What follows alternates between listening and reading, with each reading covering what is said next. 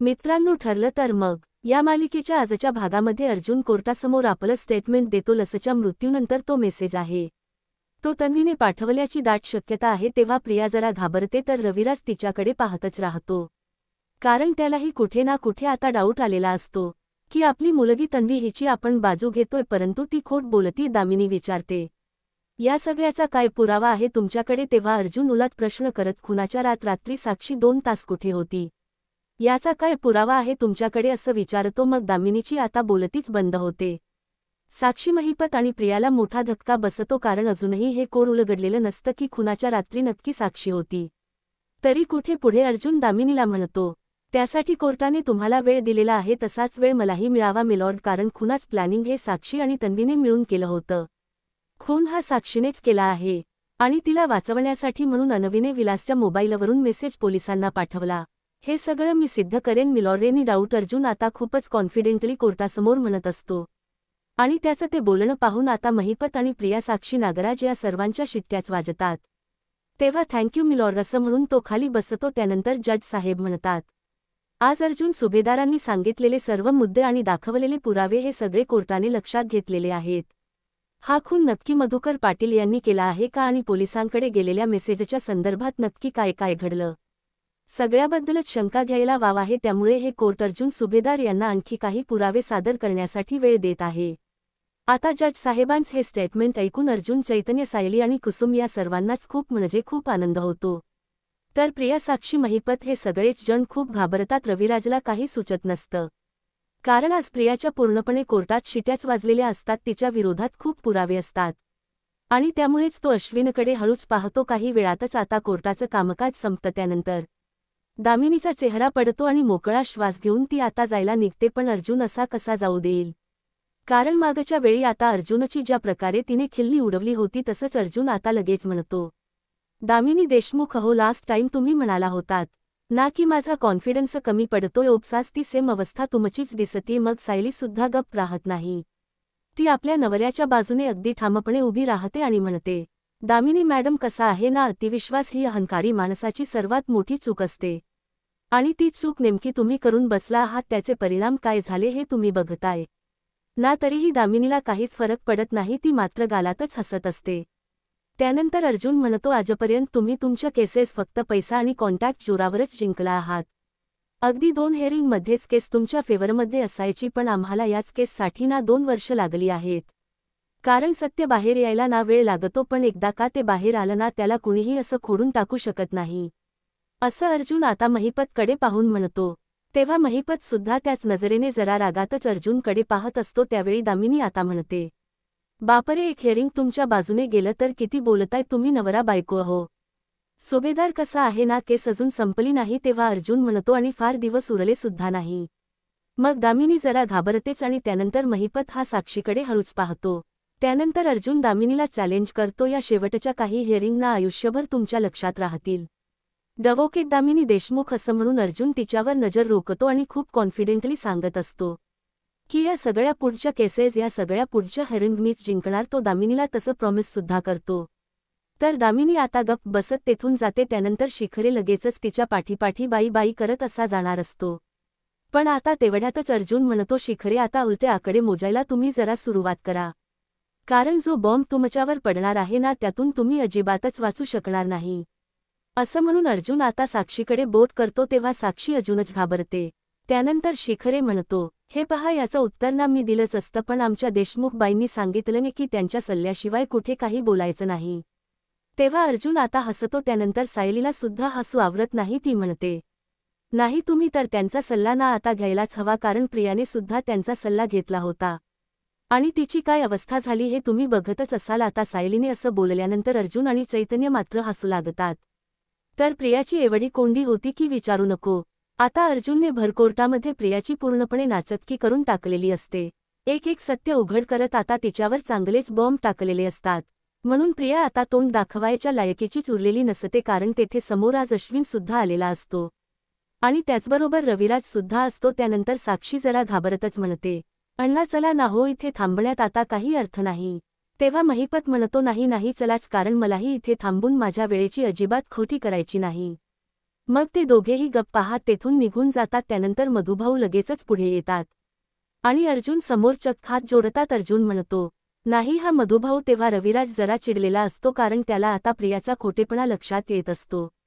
त्यामुळे त्याच्या चेहऱ्यावर आता तीव्र राग दिसत असतो. त्यामुळे प्रिया आता लगेचच बाजू नेहमीसारखी साफ वरण्याचा प्रयत्नात असते आणि म्हणते, बाबा हे पहा, आज जे काही झालं त्याबद्दल मग आता असंच म्हटल्याबरोबर लगेचच अश्विन म्हणतो, तन्वी हे बघ, जे काही झालं ना त्याबद्दल आपण नंतर डिस्कस करूयात म्हणून. तो रविराजला म्हणतो की काका आम्ही निघू का? बरं निघतो. हा आम्ही. त्यावेळी रविराज जरा रागातच म्हणतो, नाही आता आपण सगळे ना आपल्या घरी जातोय. आणि ते सुद्धा लगेच असं म्हटल्याबरोबरच प्रिया घाबरते. प्रियाला माहीत असतं पुढे काय घडणार आहे. मग आता प्रिया मनातच विचार करते, मेले आता, पूर्ण मेले मी आता. किल्लेदारच्या डोळ्यावरची लेकीच्या प्रेमाची पट्टी जर उतरली असेल ना तर महिपत अगोदर हा माझा जीव घेणार. त्यावेळी अश्विन म्हणतो, ठीक आहे काका आम्ही येतो तुझ्याबरोबर. त्यावेळी प्रिया आता विषय टाळण्याच्या प्रयत्नात असते आणि म्हणते, अरे अश्विन, घरी सर्वजण आपली वाट पाहत असतील, आपण उद्या जाऊ की तिकडे, असं ती रविराजला सुद्धा सांगते. रविराज रागातच म्हणतो, उद्या नाही, आजच म्हटले ना, चल पटकन. त्यानंतर रविराज रागातच म्हणतो, माझ्या मनात काही प्रश्न आहेत आणि त्याची उत्तर ना मला तुझ्याकडूनच हवी आहेत. मी गाडी काढतो, सगळेजण तेथे या. रविराज आता लगेचच पुढे जातो. त्याच्या पाठोपाठ नागराज लगेच पळतो. मग प्रिया आता घाबरलेली असते, भेदरलेली असते. ती अश्विनला म्हणते, अश्विन ऐक ना, अरे तू घरी जा, मी बाबांबरोबर जाते तिकडे माहेरी. मग आता तो म्हणतो, का बरं, मी सुद्धा येणार आहे तुझ्या घरी, तुझ्या माहेरी. आता अश्विन सुद्धा माघार घेत नाहीये हे पाहून प्रिया घाबरतेच. पुढे आता तो म्हणतो, आज दादाने जे काही पुरावे सादर केले आहेत ना ते पाहून ना मला रेस्टलेस व्हायला लागले. अगं तो जे बोलला त्या सगळ्याचा काय अर्थ आहे तन्वी, असं तो खूप रागातच तिला विचारतो. तेव्हा ती म्हणते, अश्विन आपण बोलूयात ना प्लीज. मग तो म्हणतो, नाही आपण दोघेही आता रविराज काकाकडे जातोय, चल आता. असं म्हणून आता प्रिया लगेचच पुढे निघते. तिच्या पाठोपाठ अश्विन असतो. आता ते दोघेही तेथून गेल्यानंतर कुसुम लगेचच म्हणते, प्रियाचा चेहरा कसा पडला होता. आता तिला वाटलं आपण खोट बोलू आणि कुणाला नेहमीसारखं करणार सुद्धा नाही. तेव्हा सर्वजण आता प्रियाच्या या अवस्थेवर हसत असतात. त्यानंतर मधुभाऊ कौतुकाने अर्जुनकडे पाहतात आणि म्हणतात, माझा तर जावई बापूंवर पूर्णपणे विश्वास होता, कारण एक ना एक दिवस सत्य हे जगासमोर आणतीलच. तेव्हा सायली हसते आणि म्हणते, मधुभाऊ तुम्हाला ना सुरुवातीपासून माझ्यापेक्षा ना यांच जास्त कौतुक आहे. त्यावरती मधुभाऊ म्हणतात, हो असणारच, कारण तू आणि ते वेगळे आहेत. का? कारण त्यांचं कौतुक ते तुझंच कौतुक. तेव्हा अर्जुन म्हणतो, तुमची साथ आहे ना, त्यामुळे इथपर्यंत मी पोहोचू शकलोय मिसेस सायली. त्यामुळे तो तिचे विशेषच आभार मानतो आणि तिच्याकडे पाहतच राहतो. सायलीला सुद्धा आज खूप आनंद झालेला असतो, कारण खूप काही गोष्टी आज क्लिअर झालेल्या असतात. त्यानंतर कुसुम विचारते, अर्जुन सर आपण खरंच ही केस जिंकू ना? त्यावरती अर्जुन म्हणतो, हो काळजी करू नका तुम्ही. महिपत, साक्षी, तन्वी आणि आता दामिनी यांना वाटत असतं ते काहीही करतील आणि सरळ सुटून जातील, पण एक गोष्ट मात्र खरी आहे, त्यांचे गुन्हे यापुढे अजिबात लपून राहणार नाहीत. तेव्हा सायली विचारते, चला निघूयात का? मग अर्जुन म्हणतो, हो निघूयात की. मग सर्वजण आपापल्या घरी जायला निघतात. तर दुसरीकडे आता प्रिया, अश्विन, नागराज सोफ्यावर बसलेले असतात. तेथे सुमन आणि प्रतिमा या दोघीही असतात. आता इथे नक्की काय घडतंय हे त्या दोघींना तर कल्पना नसतेच, म्हणून त्या सारख्या प्रियाकडे, अश्विनकडे पाहत असतात. रविराजला मात्र चैन पडत नसते. तो बिचारा आपला उभा राहून नुसता एरझऱ्या घालत असतो, कारण त्याला माहीत असतं की प्रिया कुठे ना कुठे खोटं बोलतीये. त्यानंतर रविराज हा एकदमच शांत असतो आणि खूप चिडलेला असतो. प्रिया पुन्हा नाटक सुरू करत रडत असते आणि म्हणते, बाबा प्लीज काहीतरी बोला ना तुम्ही, प्लीज बाबा काहीतरी बोला.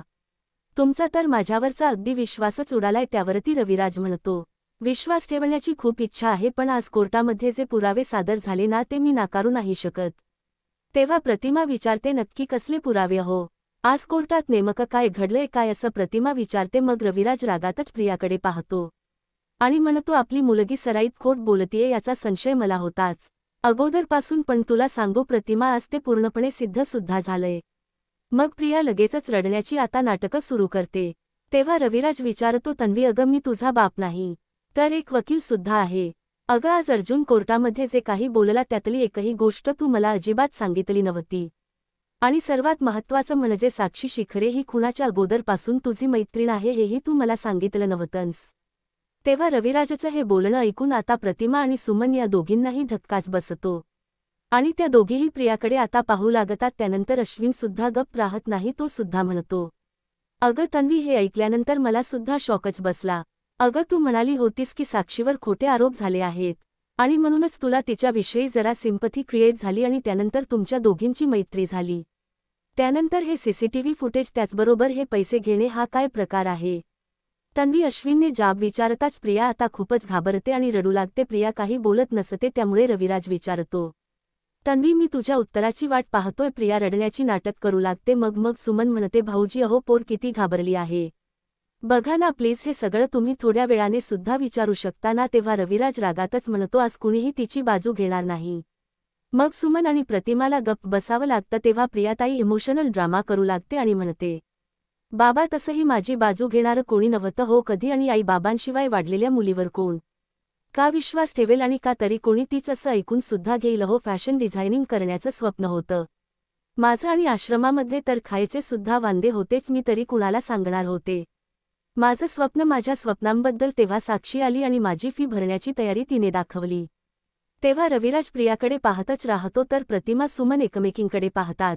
कारण त्या दोघींनाही आता कळतच नव्हतं नक्की चाललंय काय. मग मला सांगा बाबा मी कसं तिला नाही म्हणणार होते असं प्रिया रडतच विषय बदलत सांगते. मग त्यावेळी रविराज खूपच रागात तिला म्हणतो हे माझ्या प्रश्नाचं उत्तर नाहीये तन्वी. हे बघ तू तुझी साक्षी बरोबर ऐसलेली मैत्री माझ्यापासून का लपवली याचं उत्तर मला हवंय असा रविराज समाचार घेत तिला विचारतो. त्यावेळी प्रिया तेवढ्याच मोठ्याने सांगते कारण तिच्यावर खुनाचा आरोप होता ना म्हणून घाबरले होते बाबा मी आणि माझ्या दुर्दैवान तो खून होता ना मी पाहिलं होतं. असं म्हटल्याबरोबरच सर्वजण धक्क्याने तिच्याकडे पाहतात कारण ती खूप मोठ्याने बोलत असते. पण प्रिया जे काही बोलतीये ना त्याची अजूनही रविराजला शंका असते कारण प्रिया नेहमी खोटंच बोलत आली आणि अर्जुन वेळोवेळी असं म्हणतोय ही बोलण्यामध्ये काहीतरी तथ्य आहे हे रविराजला आता जाणवत असतं. सायली आणि मधुभाऊ हे दोघेही आता घरी आलेले असतात. अर्जुन सुद्धा त्यांच्या पाठोपाठ गाडीतून उतरतो आणि त्यांच्याजवळ येऊन उभा राहतो. सायली म्हणते मधुभाऊ ऐका ना हो तुम्ही दमला असाल ना आता एक काम करा रूममध्ये जा फ्रेश व्हा आणि आराम करा. तोपर्यंत मी सुद्धा फ्रेश होते आणि लगेचच तुमच्यासाठी गरमागरम चहा घेऊन येते.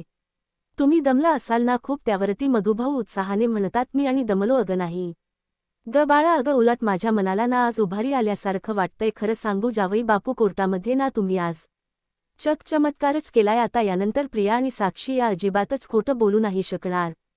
तेव्हा अर्जुन म्हणतो तसं नाही अहो त्या खोटं तर बोलणारच आहेत आणि आज कोर्टामध्ये जे काही झालं त्यानंतर तुम्हाला काय वाटतंय दामिनी काय गप्प बसणार आहे का? अहो ती एवढी चिडली असेल ना मधुभाऊ कोर्टात वाटेल ती खोटे आर्ग्युमेंट आता करत राहील. तेव्हा सायली म्हणते करू द्यात पण त्यांचं सत्य जे तुम्ही कोर्टासमोर उघड पाडले ते तर आता त्या लपवू नाही शकणार ना हो. तुमची एवढ्या महिन्यांची मेहनत आता फळाला आली आहे. तेव्हा अर्जुन विचारतो काय हो माझी नाही तर आपली मेहनत. तुम्हाला सांगू मधुभाऊ तुमच्या मुलीने ना मला खूप इम्पॉर्टंट पॉइंट सांगितले आहेत आणि ते ॲड करत करत मी आज इथपर्यंत पोहोचले. तेव्हा सायली म्हणते पुरे आता माझं कौतुक करत बसू नका हा कारण माझं कौतुक जर तुम्ही करत बसलात ना तर मग झालंच. चला आता आतमध्ये जाऊयात. अर्जुन त्या अगोदरच सायलीला म्हणतो हे पहा आज कोर्टामध्ये जे काही झालंय ना ते आपण घरामध्ये सांगूयात. त्यावेळी सायली एकदम गप्प राहते आणि विचारते ते प्रियाबद्दल सुद्धा का? तेव्हा सायली म्हणते अहो नको ना प्लीज कारण घरामध्ये ना सगळ्यांना त्रास होईल. हे पहा कोर्टामध्ये आता प्रियाच्या चिंधड्या उडणारच आहे आणि त्या आपल्या घरापर्यंत पोहोचतीलच. त्यापेक्षा जर आपणच सांगितल्या ना काही गोष्टी त्यांना ऑलरेडी त्रास हा कमी होईल. मग आता अर्जुन पुढे सायली काहीच बोलत नाही ती एकदम गप्प राहते. तर मधुभाऊ सुद्धा आता विचार करत असतात. ते म्हणतात साऊ बाळा हे बघ मला ना पटतंय जावई बापू. मग त्यानंतर आता ते तिघेही आतमध्ये जातात.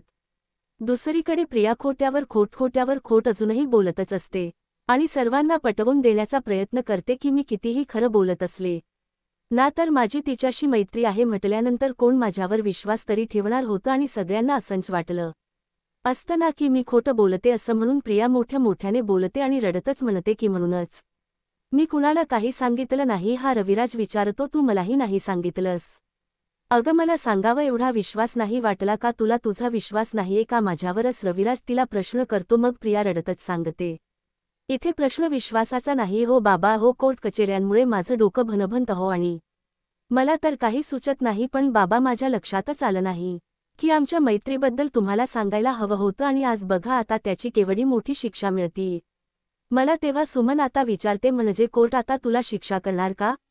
नागराज लगेच म्हणतो की आरोपीची आपल्याबरोबर जर मैत्री असेल तर आपल्याला कोर्ट लगेच शिक्षा नाही करत.